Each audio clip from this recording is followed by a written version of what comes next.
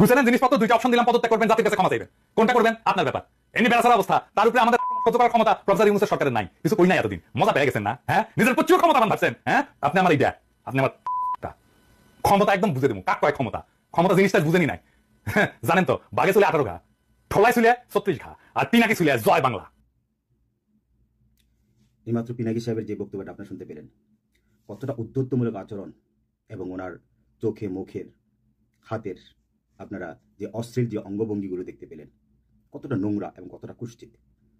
তো এই জাতীয় বক্তব্য যখনই চোখে পড়ে, আসলে শত ব্যস্ততার মাঝেও এই জাতীয় উক্তির প্রতিবাদ না করে আমি থাকতে পারি না, থাকা সম্ভব নয়। কেননা পা থেকে মাথা পর্যন্ত আসলে কি বলবো আমি, মানে রক্ত উঠে যায়, সোজা কথা, পায়ের রক্ত মনে হয় মাথায় উঠে যায় এই অবস্থা, এই জাতীয় ব্যক্তিগুলো যখন উক্তিগুলি শুনি।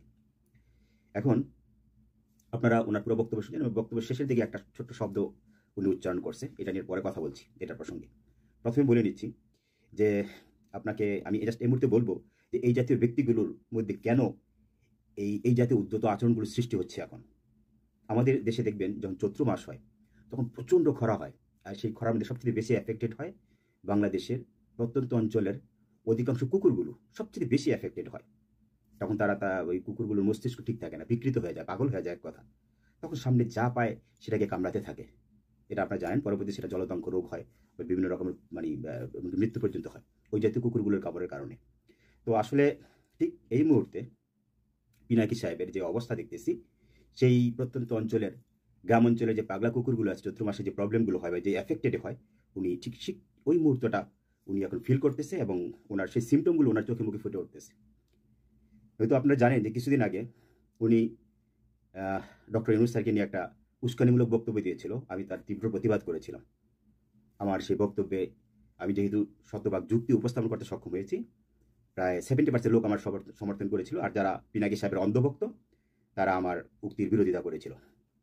অর্থাৎ আমি একটু ছোট করে স্মরণ করে দিই, উনি যখন doctor professor Mohammad Yunus sir যেদিনকে প্রথম দেশে আসে পদার্পণ করে এয়ারপোর্টে, সেদিন উনি একটা ছোট্ট একটা কথা বলেছিলেন জাতির উদ্দেশ্যে, আমি যেহেতু এসেছি আমার কথা আপনাদের শুনতে হবে, কিন্তু আমার কথা আপনারা নাই শুনেন তাহলে আমার এখানে থাকার কোনো প্রয়োজন নেই, আমি চলে যাব, তাহলে আমার এখানে থাকার কোনো মানে হয় না। এই কথাটা শোনার সাথে সাথে পিনাকি সাহেব কি বললেন যে না স্যার, এটা তো হবে না, আপনার কথা জনগণ শুনবে না, জনগণের কথা আপনার শুনতে হবে এবং জনগণের কথা শোনার জন্য আপনাকে নিয়ে আসা হয়েছে।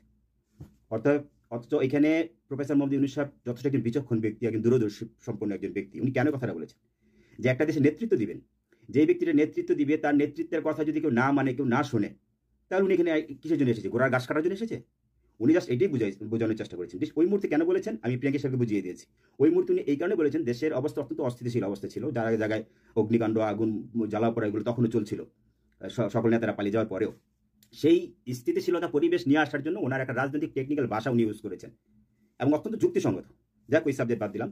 এটা নিয়ে ওনাকে আমি তখন ওনার যোগ্যতা এবং প্রফেসর ডক্টর মোহাম্মদ ইউনূস স্যারের যোগ্যতার পার্থক্য আমি তুলে ধরেছিলাম সেই দিনকে। বলেছিলাম যে পিনাকি সাহেব, আপনি দেশপ্রেমিক আমি জানি, এমনকি বৈষম্যবিরোধী আন্দোলনের সময় আপনার যথেষ্ট ভূমিকা ছিল, সেটা আমরা মানি।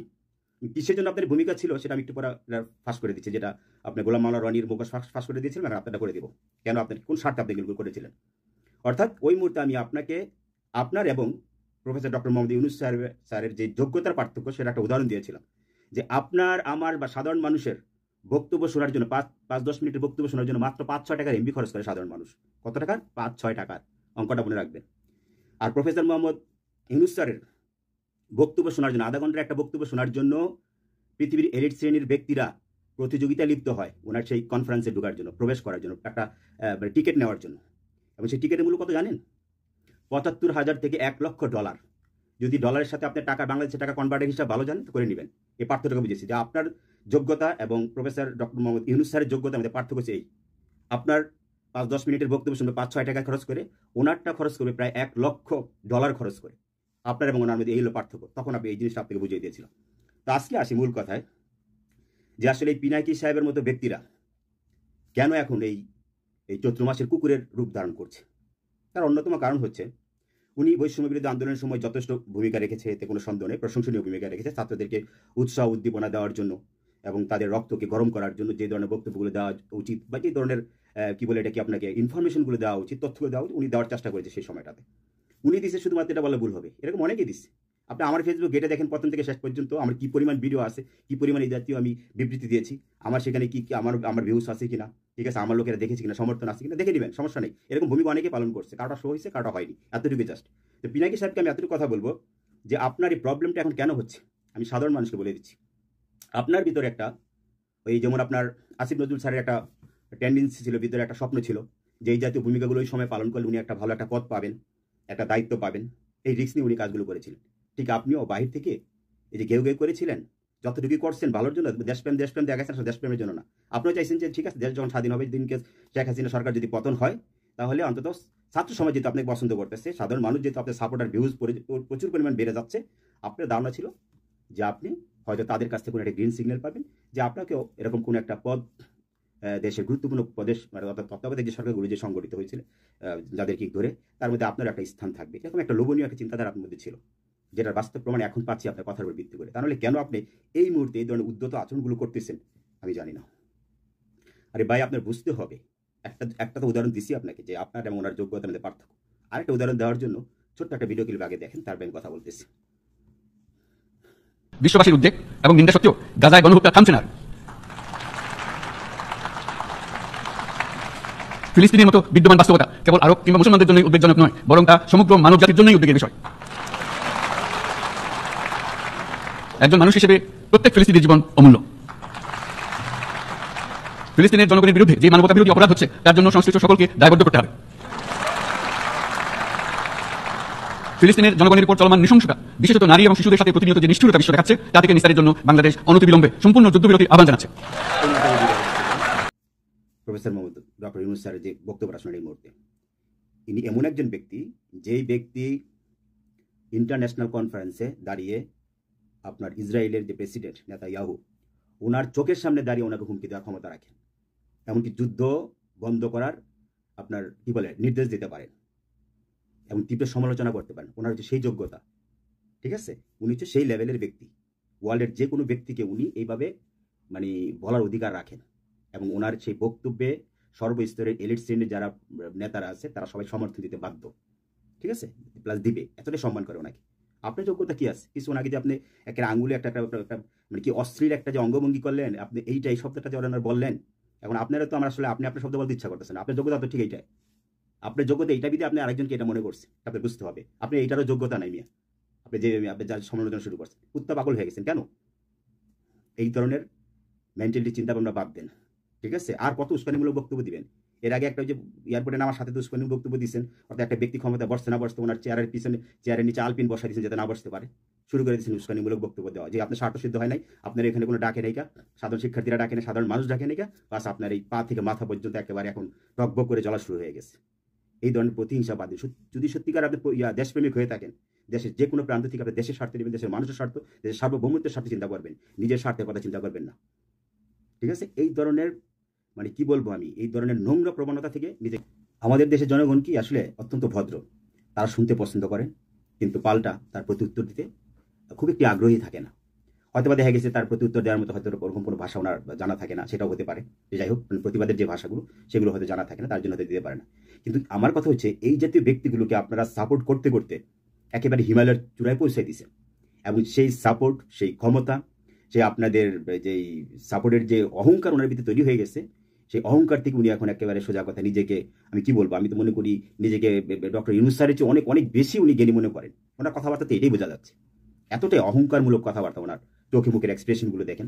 আর সবচেয়ে বাজে যে জিনিসটা লাগছে আমার, ওনার এই যে অঙ্গভঙ্গিটা আর কি, হাতের যে অঙ্গভঙ্গিটা কতটা নোংরা, কতটা অশ্লীল।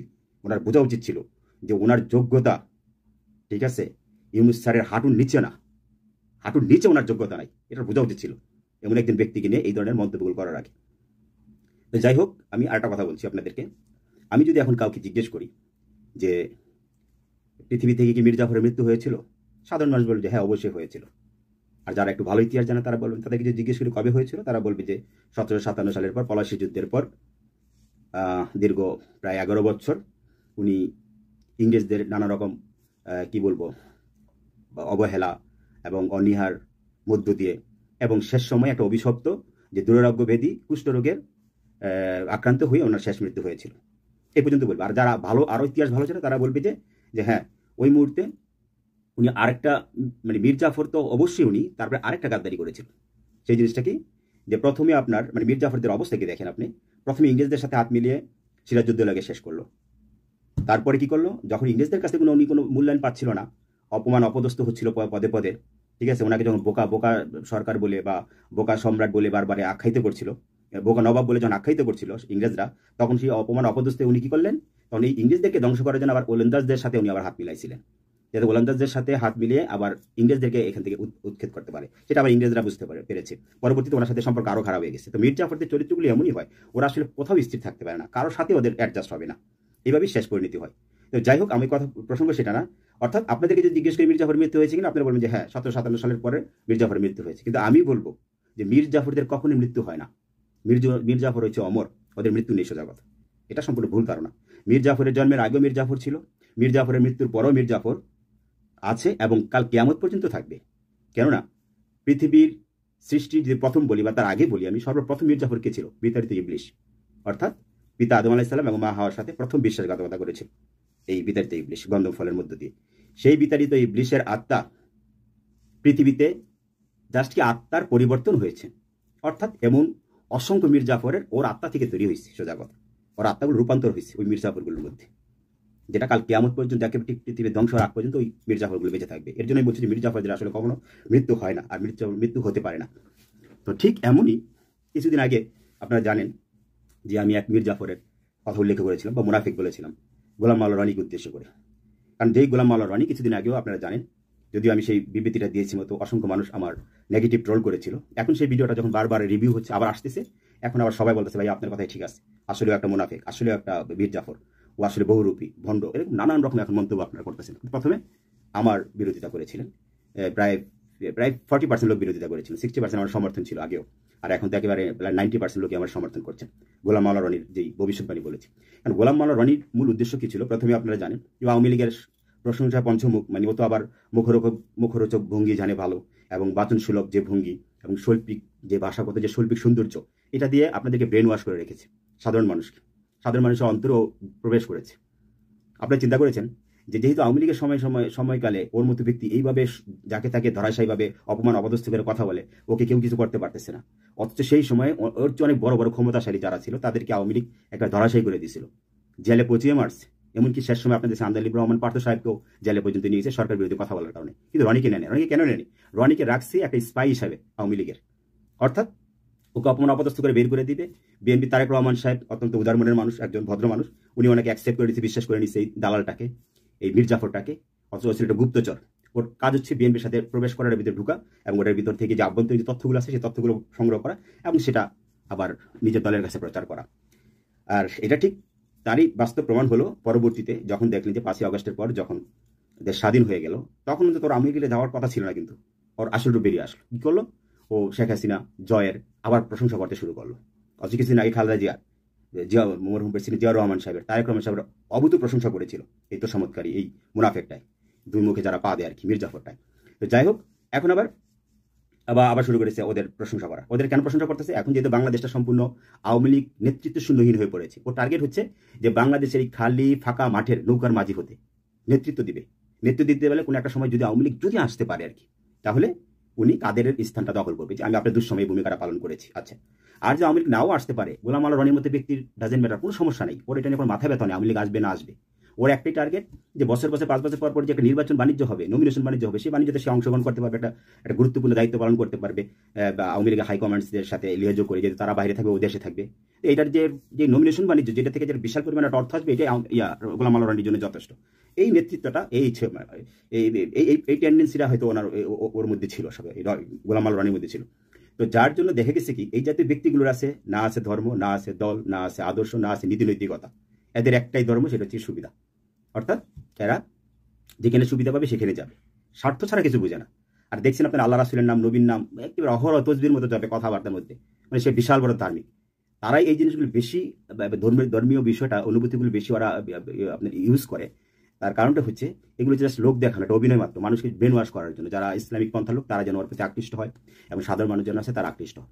এটা হচ্ছে সেই ব্যক্তি, সেই গোলাম মাওলা রনির মতোই এখন যার মুখ উন্মোচন করছে, এখন সবাই আমার সাপোর্ট দিচ্ছে আমার কথাগুলো, যে আপনার প্রত্যেকটা কথা ঠিক আছে, এর আগে আমি কতগুলো ভবিষ্যৎ করেছিলাম আমি দেশের প্রত্যেকটা জিনিস পরবর্তীতে সে ঠিকই দেখছে, সেটা 1 মাস পরে 15 দিন পরে সেটার বাস্তবতা দেখছে এবং সেটা স্বীকৃতি জানাচ্ছে এখন বর্তমানে।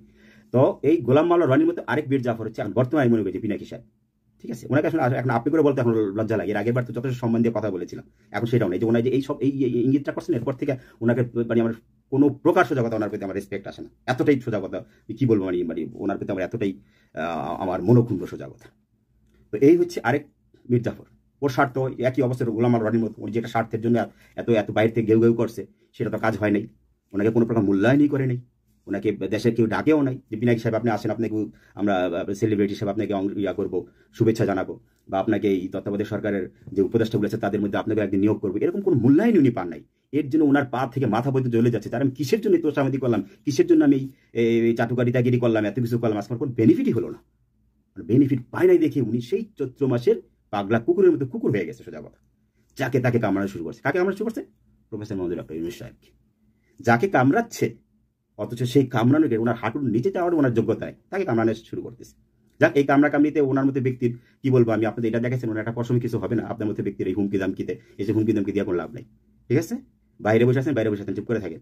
যদি দেশপ্রেম থাকে দেশের কথা বলেন, মানুষের চিন্তা করেন, সার্বভৌমত্বের চিন্তা করেন, আর যদি একদম চুপ করে থাকেন, কোনো কথা বলবেন না, কোনো উস্কানিমূলক বক্তব্য দিবেন না, দেশটা চলতেছে ভালো মতো চলতে দেন, সময় আসুক, সুন্দর একটা সুন্দর নির্বাচন দিবে এবং সংখ্যাগরিষ্ঠতা যেই পাবে তার উপর উনি ক্ষমতা হস্তান্তর করবে। উনি সেই ম্যান্ডেট নিয়েই উনি রাষ্ট্র পরিচালনা করতেছে এবং ওনার প্রতি সবাই প্লিজড। বাংলা জাতীয়বাদী দল বিএনপি প্লিজড, জামাত প্লিজড, অন্যান্য যে সমমান ইসলামিক দলগুলো সবাই প্লিজড। শুধুমাত্র পরিশেষে আমার সকল কলিজার প্রত্যেকটা ভাই বোনদের উদ্দেশ্যে একটা কথা বলবো, যারা অন্ধভাবে সাপোর্ট করেন, আপনারা দয়া করে এই জাতীয় ব্যক্তিগুলো সাপোর্ট করবেন না, এবং এই জাতীয় ব্যক্তিগুলোকে আপনারা একেবারে হিমালয়ের চূড়ায় পৌঁছাবেন না, তখন ওনারা প্রচন্ড অহংকারী হয়ে যায়, ঠিক আছে। দেশের প্রধান সরকার নিজেকেই মনে করে, এর জন্য তখন পাগল হয়ে যায় যখন আপনাদের সাপোর্টগুলো পাবে। কারণ আপনাদের আমি দোষ দিচ্ছি না, আপনারা যথেষ্ট অত্যন্ত ভদ্র মানুষ, আপনারা খুব সাধারণ দৃষ্টিকোণ থেকে সবকিছু দেখেন, যখন দেখেন কেউ প্রতিবাদ করতে, সেটা করতে নিশ্চয়ই এটা ভালোর জন্য, এটা সেটা এই থিঙ্কিং থেকে আপনারা বিশ্বাসটা করেন, কিন্তু আপনাদের সেই বিশ্বাসের মর্যাদা ওরা রাখতে পারে না।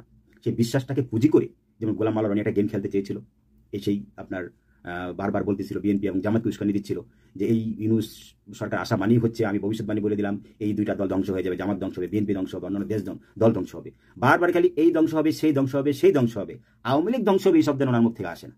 কেন আসে না? কারণ উনি জেনে গেছে যে শুধুমাত্র যদি ধ্বংস, শুধুমাত্র একটা আওয়ামী লীগ দলের ধ্বংস হবে, বাকিগুলো ধ্বংস হবে না। এখন উনি আওয়ামী লীগকে তো জাগ্রত করতে হবে, আর জাগ্রত করতে হলে কি করতে হবে? এখন ওনার শক্তি দরকার আছে এবং ম্যান পাওয়ার দরকার আছে, দলগত পাওয়ার দরকার আছে। তো সেই দলগত পাওয়ার কারা? জামাত, শিবির, বর্তমান যারা আছে ইসলামিক দলগুলো, এবং আছে বাংলাদেশ জাতীয়বাদী দল বিএনপি, সর্বোচ্চ বৃহত্তর দল যেটা আর কি, বিরোধী দল যেটা ছিল আগে। তো এই দুটাকে ওরা টার্গেট করছে, মানে এদেরকে পুশ করবো, এই দুটাকে উস্কানিমূলক বক্তব্য দিয়ে ইউনূস স্যারের বিরুদ্ধে লাগায় একটা বড় গোলযোগ সৃষ্টি করবো, তাদের মধ্যে ফাটাফাটি করে তারা ধ্বংস হবে, মাঝখান দিয়ে আওয়ামী লীগের আবার নতুন করে একটা শিকড় বাজাবে। এই হচ্ছে মূল টার্গেট।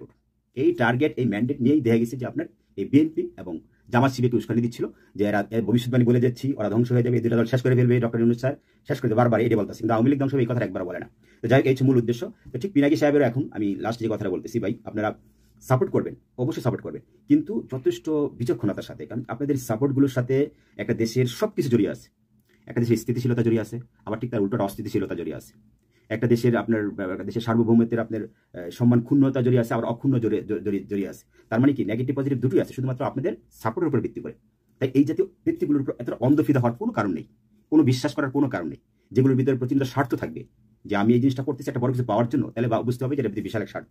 আচ্ছা ঠিক আছে, এটা একটা বিষয়। আর আমি বলেছিলাম যে ওনার বক্তব্যের শেষে একটা ছোট্ট শব্দ করেছিল, অর্থাৎ উনি জয় বাংলা শব্দটা বলছে। জয় বাংলা বলছে আমার কোনো শব্দ নেই, আমার কোনো সে নেই, জয় বাংলা সবাই বলতে পারি, আমিও বলতে পারি, কিন্তু ওনার কথার সোর্স দেখে যেটা মনে হচ্ছে, এর আগে অতীতে ওনার যতবার বক্তব্য দেন এরকম ভাবে জয় বাংলা এইভাবে মেনশন করে কথা বলে নাই। আমার মনে হচ্ছে যেন বাকি শব্দটা উনি বলতে হয়তো প্রস্তুত হচ্ছে সামনে, যদি একেবারে স্বার্থ দেখে একেবারে জিরোলেস হয়ে যাবে, মানে ওনার স্বার্থে একেবারে তলাবিহীন জড়িত পরিণত হবে, তখন উনি হয়তো জয় বাংলার সাথে জয় বঙ্গবন্ধুর সাথে যুক্ত করতে পারে আর কি। যেমন আর গোলাম মাওলা রনি আপনার মুহূর্তের মধ্যে মুখোশ পাল্টিয়ে গিরগিটির মতো এক রং থেকে আরেক রং ধারণ করছে, এখন ঠিক এই পিনাকি সাহেবও কি ওনার সেই গিরগিটির রং ধারণ করতে শুরু করেছে। আবারও বলতেছি, এই জাতীয় ব্যক্তিগুলো, স্বার্থলোভী ব্যক্তিগুলো সাবধান থাকবেন, ঠিক আছে। এদের মুখের কথা এবং অন্তরের চিন্তা টোটালি ভিন্ন, এটাই সবচেয়ে বড় কথা। যারা সূক্ষ্মভাবে বুঝতে পারে, যারা তাদের কথাগুলোকে ভালোকে অ্যানালাইজ করতে পারে, যারা দেশের চিন্তা করে, দেশের মানুষের চিন্তা করে, দেশের সার্বভৌমত্বের কথা চিন্তা করে, তারা অবশ্যই, সে একেবারে কম শিক্ষিত হোক, সাধারণ মানুষ হোক, কিন্তু এই জিনিসগুলো অন্তত একটু ঠান্ডা মাথায় চিন্তা করবেন, কোনটা আমার দেশের পক্ষে যাচ্ছে না কোনটা আমার দেশের বিপক্ষে যাচ্ছে কথাগুলো। তো এই মুহূর্তে ডক্টর স্যারকে, ইউনূস স্যারকে নিয়ে কোনো প্রকার বিভ্রান্তিমূলক বক্তব্য দেওয়ার দরকার নেই। আলহামদুলিল্লাহ, জননেতা তারেক রহমান সাহেব যথেষ্ট ওনার পজিটিভ কথা বলতেছেন ইউনূস স্যারের সপক্ষে, ঠিক আছে, যে কোনো কারণেই এই সরকারকে ফেইলার হতে দেওয়া যাবে না। তারেক রহমানের এই উক্তিটা আমার কাছে ভীষণ ভালো লেগেছে। এত সুন্দর টেকনিক্যাল রাজনৈতিক বক্তব্য আর হতে পারে না। আমি সেলুট জানি ওনাকে, সোজা কথা। তো এই জাতীয় বক্তব্যগুলো দিয়ে ওনাকে উৎসাহিত করেন। দেশকে একটা ভালো জায়গায় নিয়ে যেতে হবে, এই সকল দালালগুলো থেকে দেশ মুক্ত করতে হবে। এখন অতীতের যথেষ্ট দালাল ছিল, দালালি করতে করতে করতে করতে দেশটা একেবারে তলাবিহীন ঝুড়িতে পরিণত করছে, দেশটাকে দেউলিয়া করছে। আল্লাহ ব্যাংক সেক্টর বলেন, আপনার যে কোনো উন্নয়ন সেক্টর বলেন, সব দিক থেকে বাংলাদেশে প্রায় 100 বছর পিছিয়ে দিচ্ছে, শুধুমাত্র এই জাতীয় দালালগুলোর জন্য আমরা যারা চিনতে পারিনি, যাদের মুখ এবং অন্তর ভিন্ন। সুতরাং সকলের প্রতি আমার অনুরোধ, ওদের থেকে একটি হেফাজত থাকবেন, ওদের সাপোর্ট করা বন্ধ করবেন। ধন্যবাদ সবাইকে।